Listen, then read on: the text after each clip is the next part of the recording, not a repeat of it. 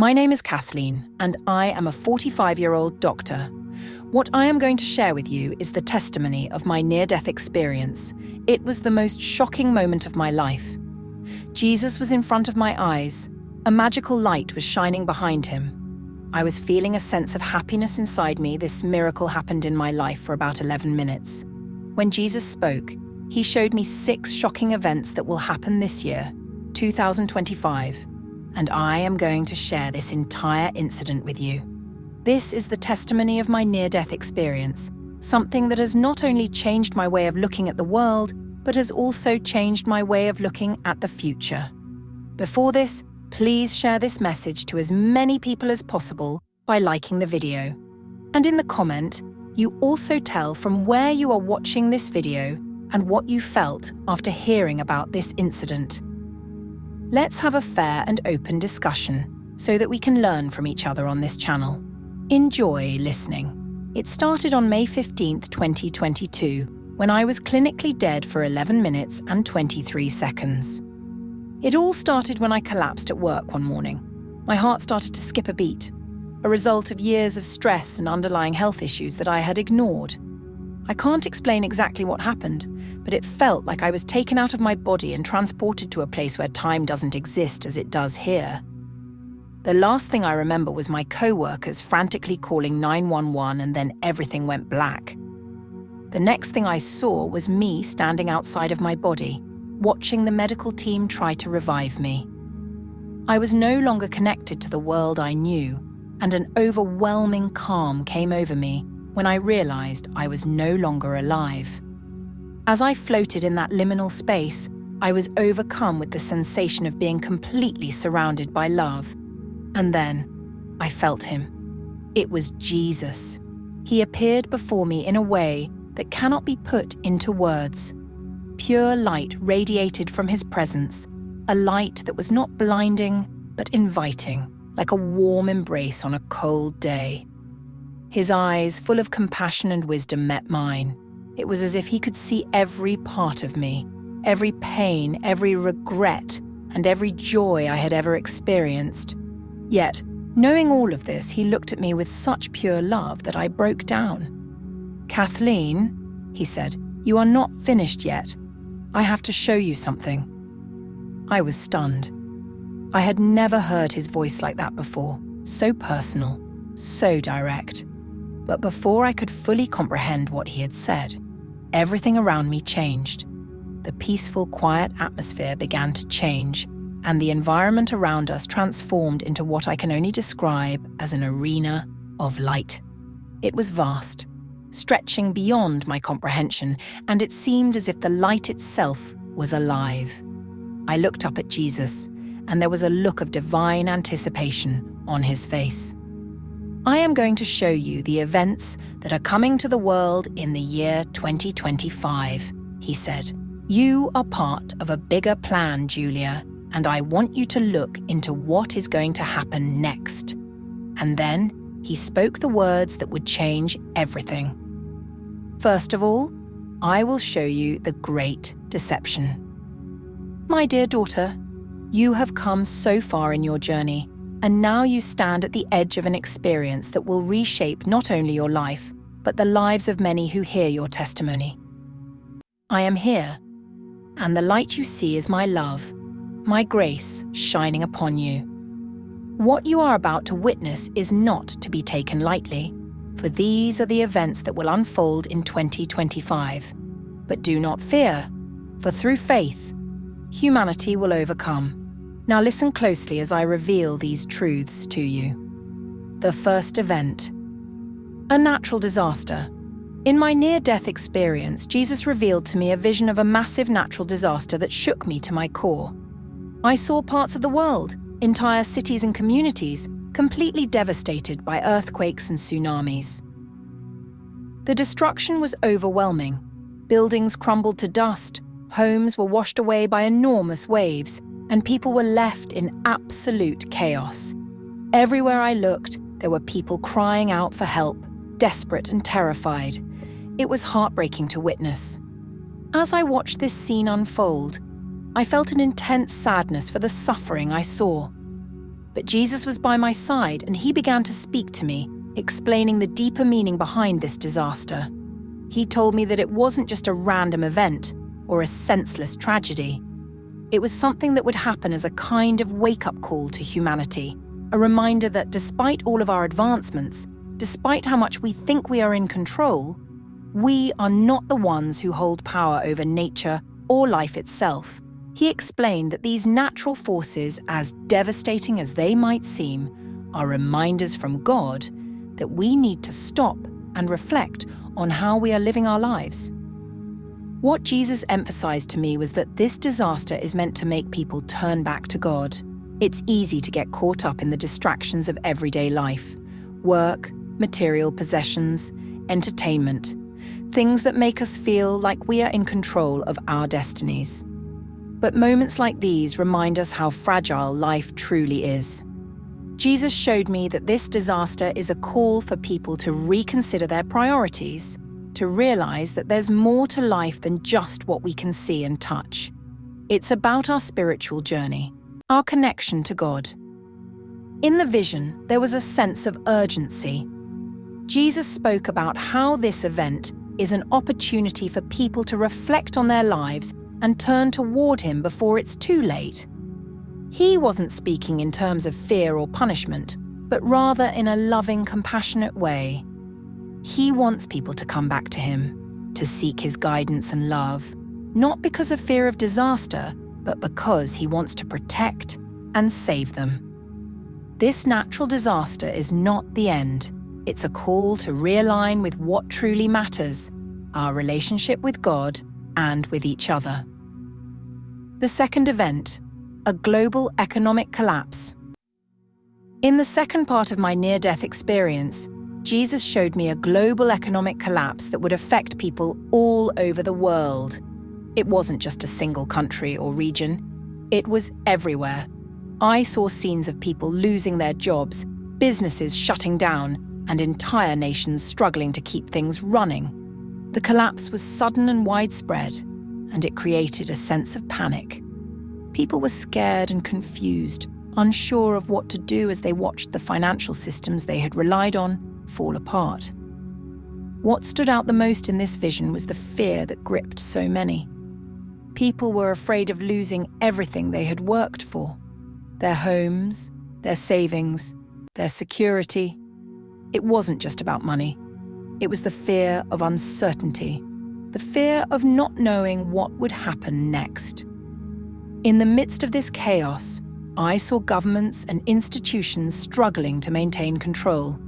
But it was clear that things were spiraling beyond their reach. The systems that people had trusted for so long were failing, and there was a deep sense of instability. As I witnessed this, Jesus spoke to me again, explaining the purpose behind this economic collapse. He told me that this event would expose the greed and corruption that had been festering beneath the surface for a long time.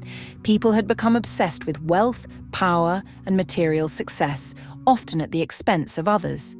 This collapse was a way of bringing these issues to light, forcing humanity to confront the ways in which we had strayed from what truly matters. But Jesus also showed me hope. He said that while this collapse would be challenging, it was also an opportunity for people to change their values. In the face of this economic disaster, people would be forced to rely less on money and material wealth, and more on their faith and their connections with each other. He emphasized that this time would push people to help one another, to come together as communities, and to support each other through the tough times. It was clear that Jesus wasn't condemning money or success itself, but the way people had let greed and selfishness take over their lives. This collapse would challenge us to shift our focus from accumulating wealth to building relationships, to caring for others, and to finding strength in our faith. Jesus said that during this difficult time, those who lean on their faith and look out for others would find peace, even in the midst of uncertainty. This event was meant to teach us that true security doesn't come from money, but from our trust in God and our love for one another. The third event, a war erupts in an unexpected place.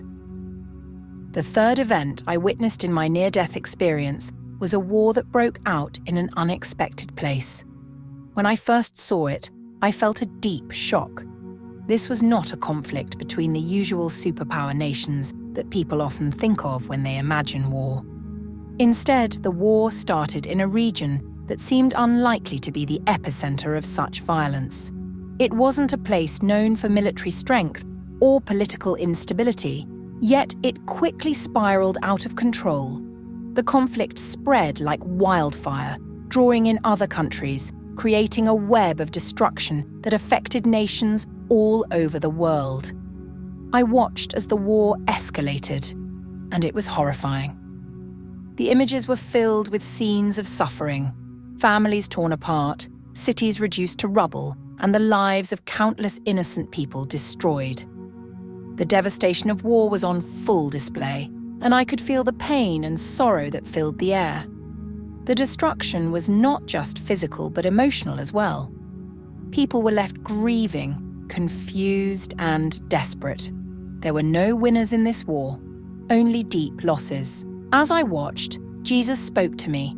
He told me that this war would be a consequence of human pride and stubbornness.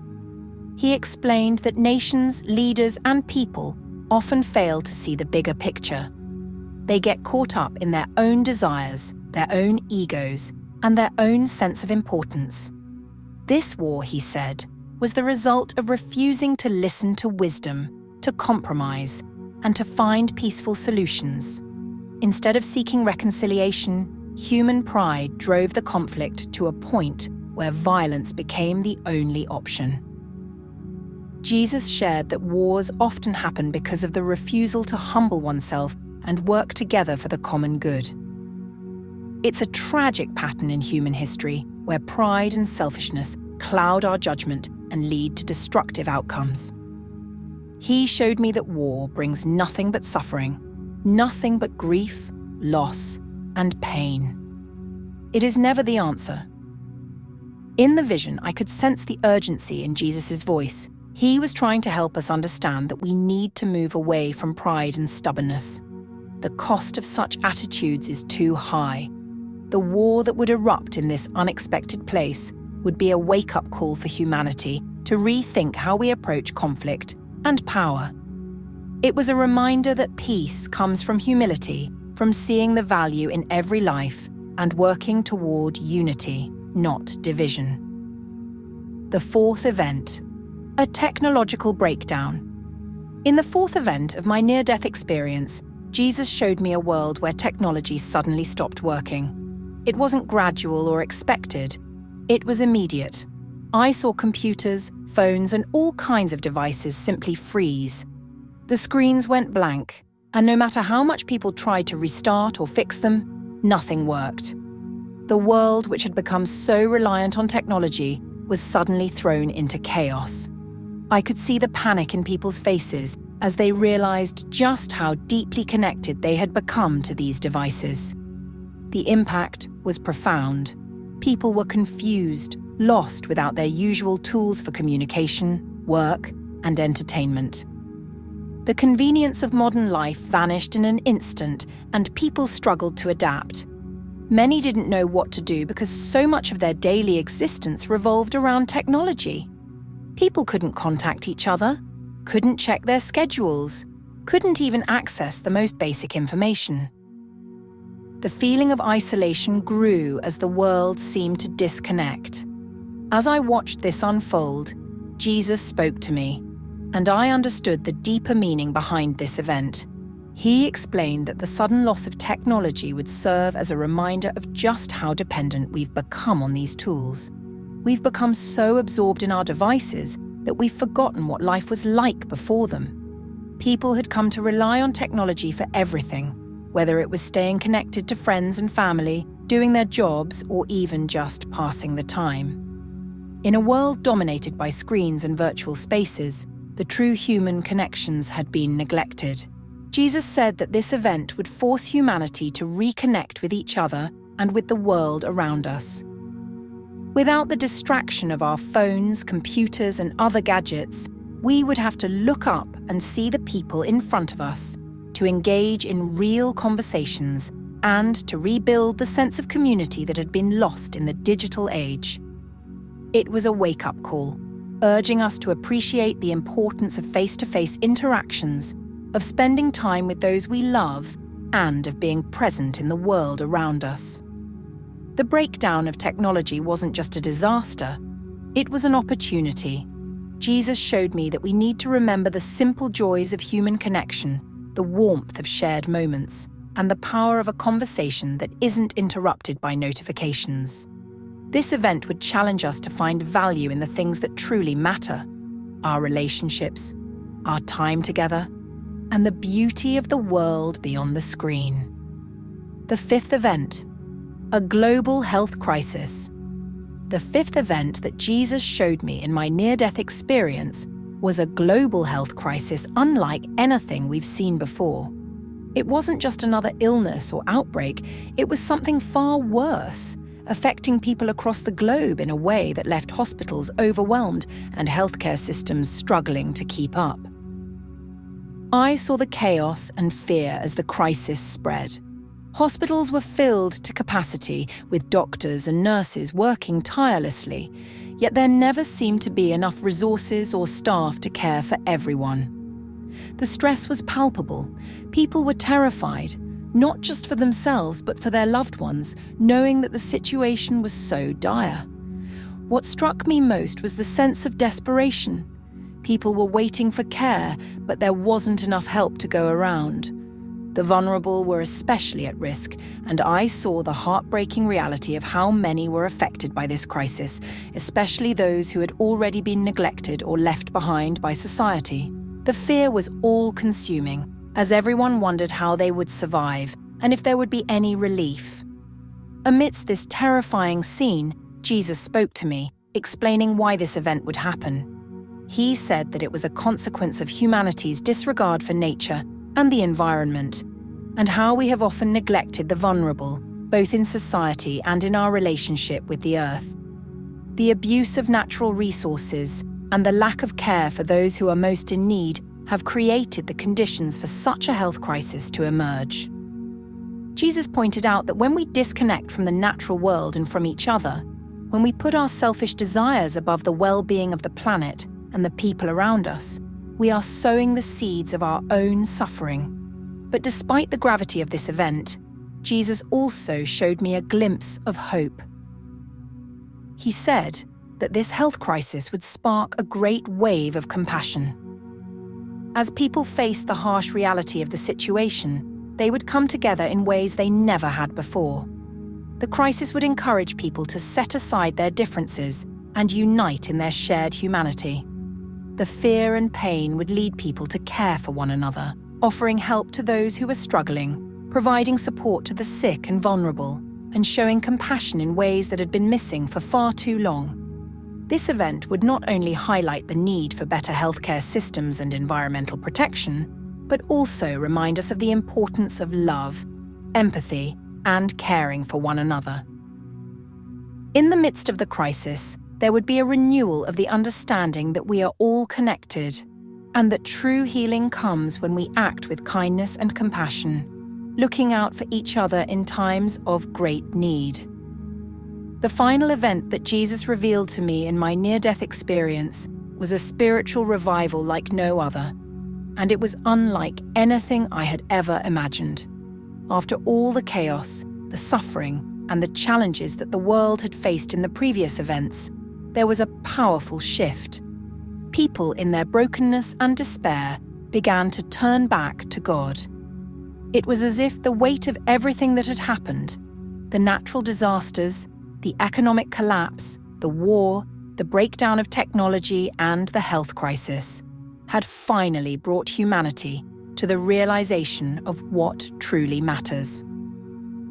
In the midst of the suffering, people began to seek something greater than themselves, something that could provide real hope and healing. I saw it happening everywhere. People who had once been indifferent or distant from faith now gathered in the streets, praying with a passion I had never witnessed before.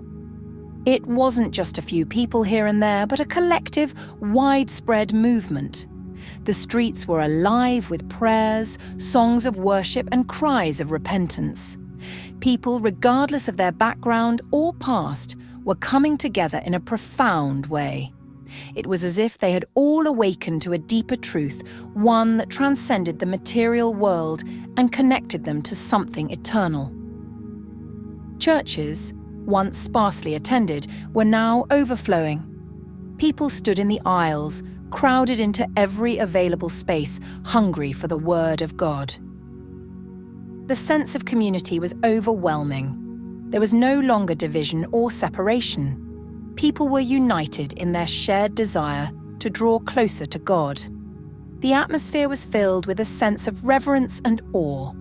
Hearts were open, and people were experiencing God in ways that went beyond anything they had ever known before. What I saw in this revival was not just a religious event, but a true transformation of the heart. Jesus showed me that this revival would not be like any other. It wasn't about religious rituals or external appearances. It was a deep, internal change. People were not just going through the motions. They were genuinely seeking God, repenting, and turning away from their old ways. It was a time of deep healing, not just for individuals, but for the world as a whole. Hearts that had been hardened by pain, pride, or selfishness were being softened. Minds that had been clouded by confusion and doubt were being opened to the truth. Jesus told me that this revival would be the most powerful event of all because it would bring people closer to Him in ways that no other event could. It would be a time of deep spiritual awakening where people would experience God's love, forgiveness, and grace on a level that would change their lives forever. This revival wasn't just a fleeting moment. It was a lasting transformation that would leave an indelible mark on the world. It would change not only the hearts and minds of individuals, but the way societies functioned as a whole. People would begin to live with a new sense of purpose, driven by faith, compassion, and love. But Jesus also told me that this revival was preparing the world for what was to come next. It wasn't just an end in itself, but a preparation for something greater. This spiritual awakening was a stepping stone toward the fulfillment of God's ultimate plan for humanity. The revival would lay the foundation for a new era, one where people lived with a deeper sense of unity, love, and purpose. It would prepare hearts to face the challenges that lay ahead, with faith and trust in God to guide them through whatever would come. In the end, this spiritual revival would not only bring healing and transformation to individuals, but would also renew the world, giving it the strength it needed to move forward in hope, love, and faith.